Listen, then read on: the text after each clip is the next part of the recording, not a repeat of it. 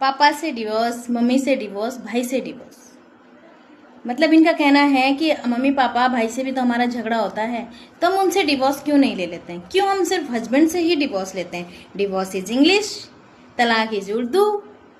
तो इन्होंने सिर्फ यहीं तक ही देखा है कि डिवोर्स तो है इंग्लिश का शब्द और तलाक है उर्दू का शब्द। लेकिन मैडम थोड़ी जानकारी को आप पक्का कर लेती हैं तो एक विवाह विच्छेद भी शब्द होता है, 1955 एक्ट है, वो नहीं पता आपको। विवाह विच्छेद। अब कहती है मम्मी से तलाक, पापा से तलाक, भाई से तलाक, तो भाई ये तो विवाह विच्छेद याचिका होती है। तो जिसके साथ विवाह होता है तलाक भी तो उसी से होगा, विवाह विच्छेद भी तो उसी से होगा, डिवोर्स उसी से ही होगा।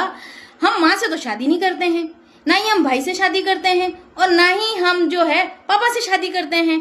तो इन सब से डिवोर्स कैसे ले लेंगे? ये कहीं चली गई हैं या फिर लाना नहीं चाहती हैं आप उसको। अब ठहरी बाकी चीजें कि डिवोर्स होता है तो तकलीफ होती है, डिवोर्स होता है तो बहुत सारी चीजें ऐसी हो जाती है जो नहीं होनी चाहिए जीवन में, सच है। लेकिन जब दो लोगों की आपस में बनती नहीं है और काफी समय तक झगड़ा हो रहा हो, मारपीट हो रही हो, या बात वहां तक आ गई हो, तो अलग होना ही बेहतर है मेरे हिसाब से।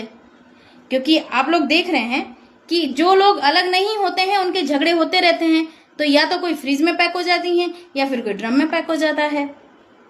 तो ये विवाह विच्छेद जो याचिका थी 1955, आपकी जानकारी के लिए मैडम आपके वीडियो का जवाब भी दे रही हूँ और साथ में जानकारी भी दे रही हूँ। उससे पहले हमारे हिंदू धर्म में तलाक नहीं हुआ करते थे, यानी कि डिवोर्स, विवाह विच्छेद नहीं हुआ करते थे।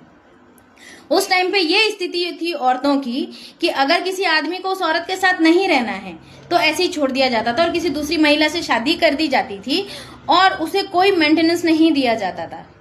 ये स्थिति थी हमारे देश की महिलाओं की। तो एक महिला होकर के ऐसी अच्छी बात करना ठीक नहीं है जो आपने ये बात करी है।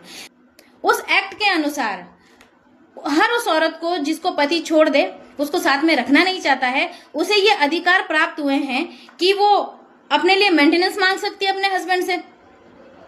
उसके बाद वो तलाक के लिए याचिका भी कर सकती है और बिना तलाक के आप दूसरी शादी नहीं कर सकते हैं। तो आप जो ये कह रही है ना कि डिवोर्स इज इंग्लिश, तलाक इज उर्दू, तो ये थोड़ा सा आप अपनी जानकारी को पक्का कीजिए। पढ़े लिखे होने का मतलब ये नहीं होता कि बस आकर के आपने वीडियो बना लिया और आपने लोगों को कह दिया कि मम्मी से तलाक ले लो, पापा से तलाक ले लो, भाई। तो भाई शादी हम मम्मी पापा भाई से नहीं करते हैं, शादी हम एक ऐसे व्यक्ति से करते हैं जिससे हमारा कोई भी खून का रिश्ता नहीं होता है। तो तलाक भी हम उसी से लेंगे ना, विवाह विच्छेद हमारा उसी के साथ होगा ना। तो आपको जब इतनी जानकारियां है ही नहीं तो ये